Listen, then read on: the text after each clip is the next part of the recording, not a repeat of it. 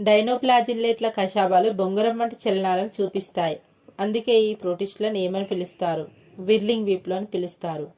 మిసోకారియన్ అంటే ఏమిటి? డైనోప్లాజిల్లేట్ల కేంద్రకం అంతర్దశలో కూడా సాంద్రీకరణ చెందిన క్రోమోజోమ్లను కలిగి ఉంటుంది. క్రోమోజోమ్లలో హిస్టోన్లు ఉండవు. దీన్ని మిసోకారియన్ అంటారు. నాక్టిల్యూకా లాంటి కొన్ని సముద్ర డైనోప్లాజిల్లేట్లు దేన్ని ప్రదర్శిస్తాయి? జీవసందీప్తిని ప్రదర్శిస్తాయి.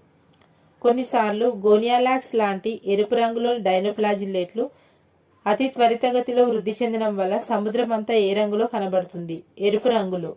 మధ్యధరా సముద్రంలోని ఎరుపు అలలు. యూగ్లినాయిడ్లు అధిక భాగం నిల్వ ఉన్న నీటిలో పెరిగే ఏ జీవులు? మంచినీటి జీవులు. కణకవచం బదులుగా ప్రోటీన్ అధికంగా ఉన్న ఏ పొర ఉండడం వల్ల వీటి శరీరం నమ్యతను ప్రదర్శిస్తుంది?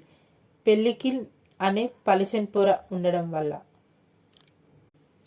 యూగ్లినాయిడ్లు కణం పూర్వ భాగంలో గల అంతర్వలనంలో ఏ భాగాలను కలిగి ఉంటాయి?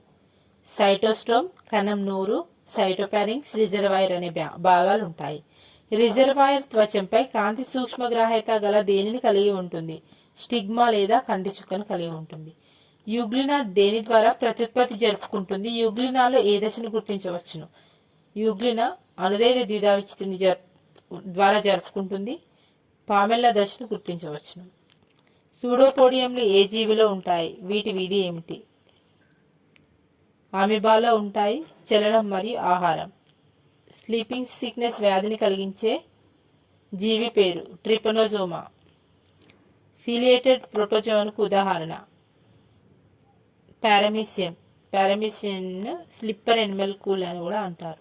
మలేరియాను కలుగజేసే పరాన్నజీవి ఏది? ప్లాస్మోడియం.